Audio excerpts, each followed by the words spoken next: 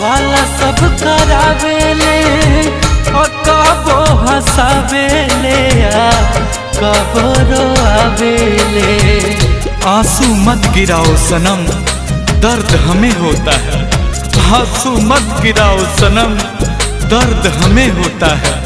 मन तो समझ जाता है लेकिन दिल बहुत रोता है। दोस्त ना तोहार ऊपर वाला सब करावेले कबो हंसावेले कबो रोआवेले। गलती कैले